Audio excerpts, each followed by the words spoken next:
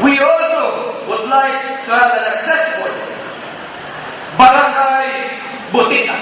Butika ng barangay.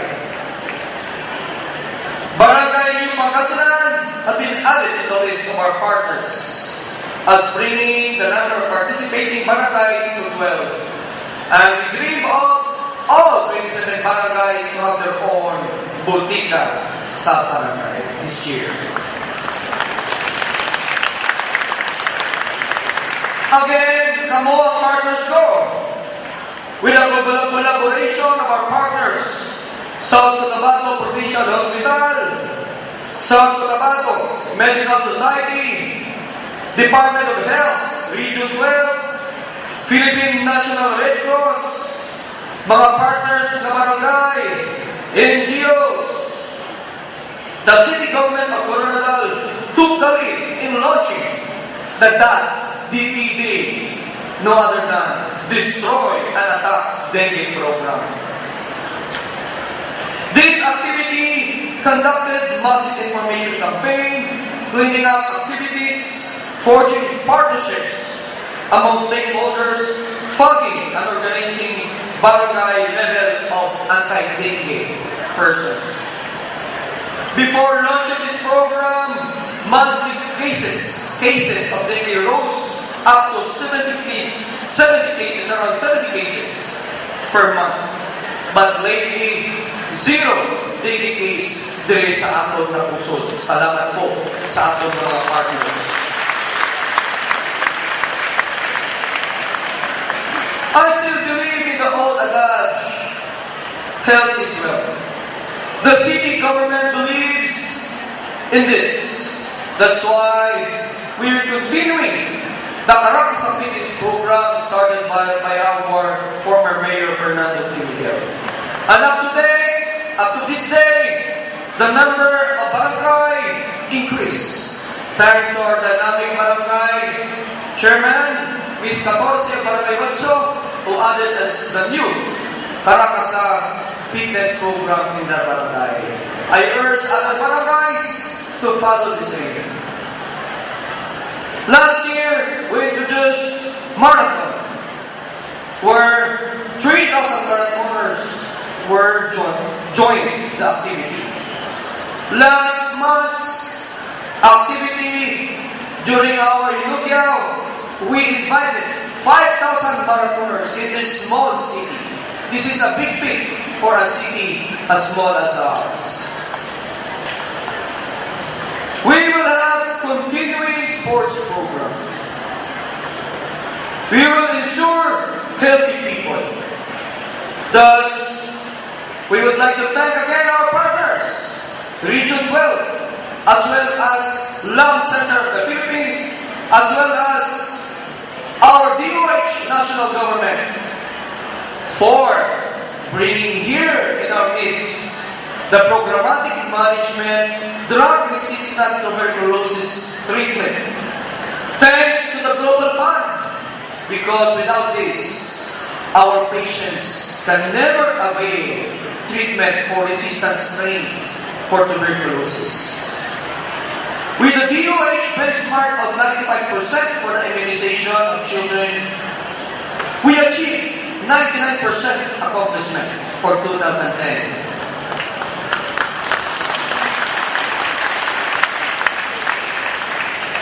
Our performance on maternal and child health in 2010 was laudable.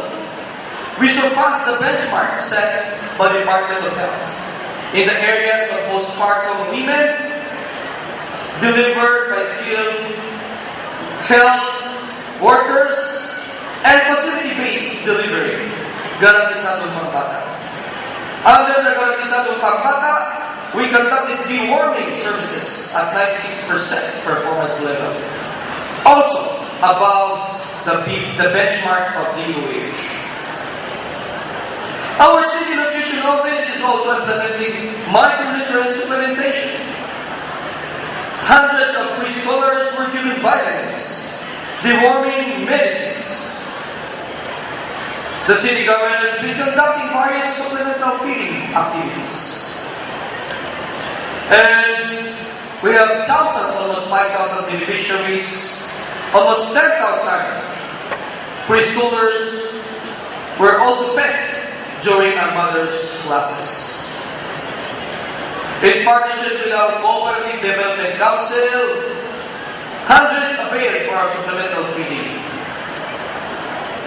And through the Sustainable Feeding Program implemented by Manintana Foundation, we serve hundreds and improve the condition of hundreds more.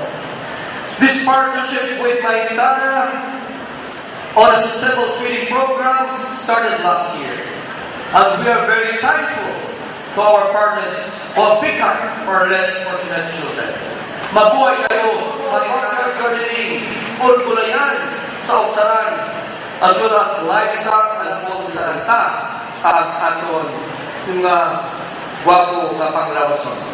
In order to encourage our partners to perform their tasks with dedication and passion, we acknowledge their efforts by giving awards and recognition.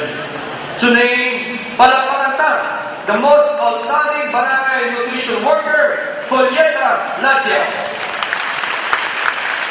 Palakpakan ang first place for our search for 2010 backyard gardening. Palakpakan bisitahon ng taon and emulate this. For best community gardening, Agreda Phase 1, Pulok Agreda Phase 1. Kapag may captain na malusog, as well as Pumuloy na malusog, Barangay Zone 4, Barangay Santo Niño, Barangay San Jose, Barangay Carpenter Hill. In line with the delivery of social welfare services, under the Crisis Month Intervention Program, we serve 2,000 clientels who avail medical, financial assistance, while 400 were referred to other welfare agencies. 700 families were provided with burial assistance. And still counting up to this day. Through the operation of Women's Health, Intervention and Protective Services, we were able to intervene in the resolution of cases against women. So therapy sessions were conducted, women were united, integrated into the family, home visits were conducted, temporary shelter and protective services were given, advocacy sessions were conducted, and of course counseling sessions were conducted. The 2010 operations of the Children's Health, Intervention and Protective Services was able to provide various services to our disadvantaged children. Counseling, temporary shelter, financial assistance, referral to our medico-legal and psychiatric help were done. Conflict children in conflict with law, we also extended our assistance to them, such as counseling, assessment, monitoring, and rehabilitation. Through the community-based social welfare program, we were able to conduct and cause participation of women in various women activities. Women's Day, in fact, we will have tomorrow Women's Day for this year. So please, all women, do participate. Provincial Women's Day celebration and other activities for family and women. Moreover, we were able to promote family welfare. Family forum were conducted, family day activities, meetings, livelihood, and also solo parent act with 30 participants. Support to the differently abled persons is a must. The following were done. We mobilized association. We provided assistive devices such as saklay and wheelchairs. We participated in DAP Day celebration. We distributed IDs for them. And of course, what is important is knowing their rights and respecting their opportunities. So thus, we conducted orientation on RA 9442. This is a Republic Act favoring our differently abled persons. We maintain high level of performance for our daycare services program through our 87 daycare centers. Various activities were conducted. My stand now is we shall overproduce teachers. That's why I instructed our energetic daycare social services head in the person of Ma'am Jane Gabukan to conduct training program for our daycares because I see the need to increase from 87 to 100 daycare centers this year. Ang hambal o pirmi sa akong na opisina, kung gusto nyo, baguhon ang atong na kapalaran, tanan na kabataan, isulod sa paaralan. Mag-eskwela ako. Mag-eskwela, 3 years old, 4 years old sa daycare, 5 years old, 6 years old sa preschool, and 7 years old sa elementary, and so forth. We support the K+12 program of our Pinoy. I would like to remind all, the past is painful, but we were at the bottom end of the last NAT. And I say, I challenge our stakeholders, parents, services, and the provision of support to our senior citizens is one of our priorities of this administration. With the contributions done by our senior citizens to our society, they deserve our love, our care, and our recognition. Thus, through our senior citizen development program, we facilitated and supported the conduct of their activities in 2010.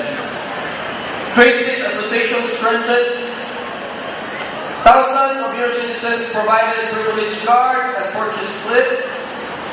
Conventions conducted, meetings conducted, and mutual aid assistance, strengthening and orientation of the expanded act for our senior citizens. Lately, I instructed Dr. Tordido, salamat po Doktora, for our new program, and that is the city health government will go to our senior citizens, each barangay. Not the senior citizen will go to our clinic, but our health officers will provide free health services to each senior citizen in each barangay. The City Disaster Risk Reduction and Management Council has been actively operating in support to the trust of the city to protect and save our people from illness. Capability building activities were conducted.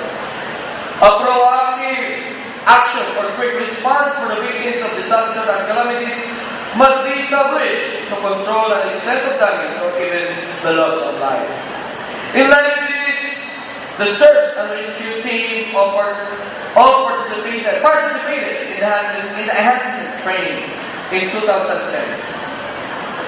The city government, as part of the information education campaign on disaster preparedness program, conducted earthquake drills in schools, business establishments, and other government agencies.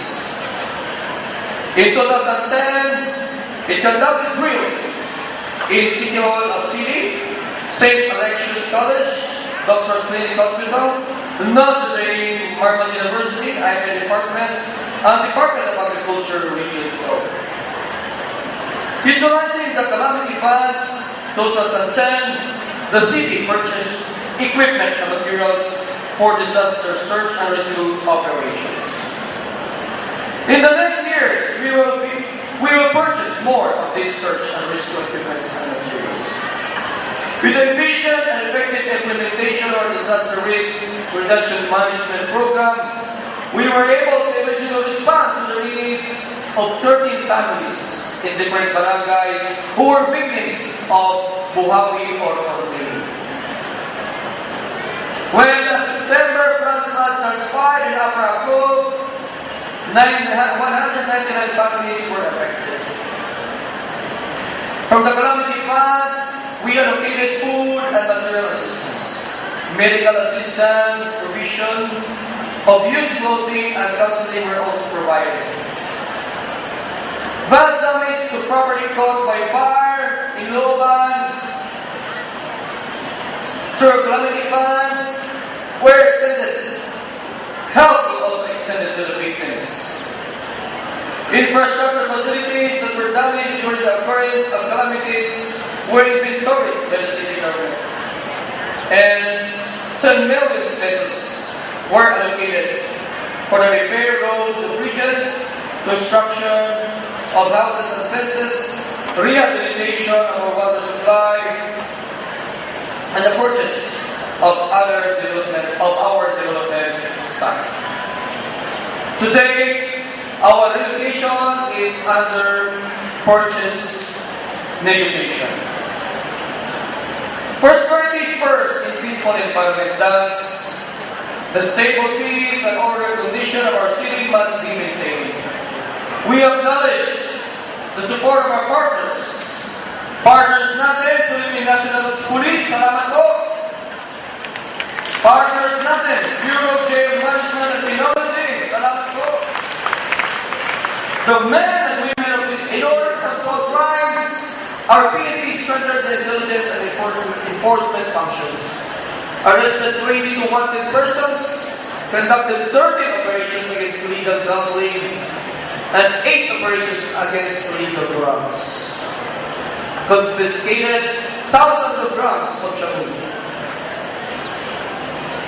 Our BNP's campaign on fire prevention and control, series of information, education, communication campaign were conducted, as well as earthquake drills, fire safety inspection. We'll have soon Coronadal Volunteer Brigade. We will promote fire fighting in the hearts of every Coronadal village. Parenting seminar and skills training program for inmates were facilitated in preparation for the release and reintegration to the community. We facilitated the purchase of our handheld radios and other heavy equipment, generator sets for our jail. To improve the operational capability and preparedness of our peacekeeping force, our people and our place are our pride. Thus, we prioritize education, manpower, and sports development programs. The city strongly supports the skills training program for technical and vocational education. With this technical skills development program, were conducted with activities such as hairdressing, beauty care, alternative medicine making, motorcycle servicing course, audio technician, video technician course, cell phone repair technician course, and reflexology or galing masahista program.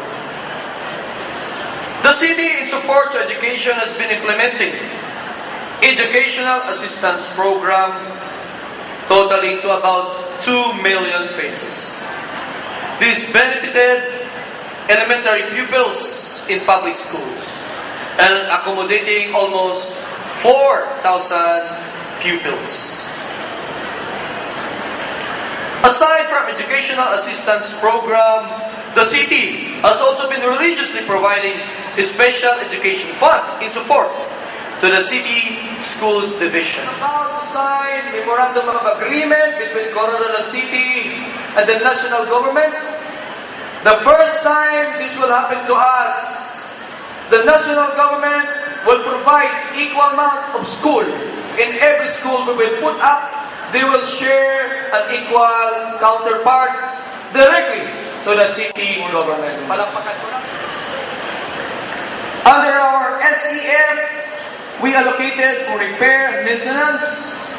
We allocated for wages of our school board teachers for this year. I know it's not enough, pero huwag kayong mag-alala, dugaan yapon nato ng aton ng mga guro. We do understand to have a good quality education, we need more teachers and more classrooms. Another program of the City for Education is the Scholar ng Coronadal, the ISCO program. In the second semester, the city supported hundreds of scholars and an appropriated an amount of around 6 million pesos. And we produced 10 scholars. And we produced honor out of this. 3 magna cum laude, 4 cum laude, and another cum laude in other schools. We are proud of you who are hard-working students. We shall emulate these students. After all, we will try to do our best in our studies. Thus, I am now announcing to you our plan to expand ISCO program, not only limiting to our students who has higher grades, but this time we will expand to those who would like to go to school, to those who would like to go to technical school, even with their just modest grades, so long as you want to go to school. Again, palapakan natin ang sangguniang panglungsod from sangguniang panglungsod. We believe that today's society's positive fundamental values are the strongest foundation of progress and development. Recognize ang inyong sa nag-umpisa under the baton of Fernando Miguel, the office of Notre Dame of Marble College, technical assistance, with the collaboration of Dr. Noemi Silva, Dr. Lina Mondihar, and other stakeholders, 8 core values were identified. Balaan nyo niya? Please start to memorize this. 8 core values. Isa ka value na dapat ara sa tagipuson sang kada Coronadalenyo. Wala sa iba kundi ara sa aton. Number 1 of which, love of God. Number 2, love of country. Or love of city. Iistorya ko lang gamay. Some are laughing at me. I am compelling our government workers to sing our Marcha ng Coronadal. They thought I'm giving them hard time in their application. It's just that this is the core value of love of country. How can you love the city of Coronadal if you don't know the Marcha of Coronadal? I now challenge you to please do memorize Marcha ng Coronadal. Number 3, core value, respectfulness. Number 4, integrity. Number 5, commitment. Number 6, discipline. Number 7 is stewardship. And last is competitiveness. Competitiveness, I remind you students, laban-laban! Kailangan tayo maging number 1 again sa aton nga NED. We have already completed drafting the module on how to inculcate these values to our people. We will work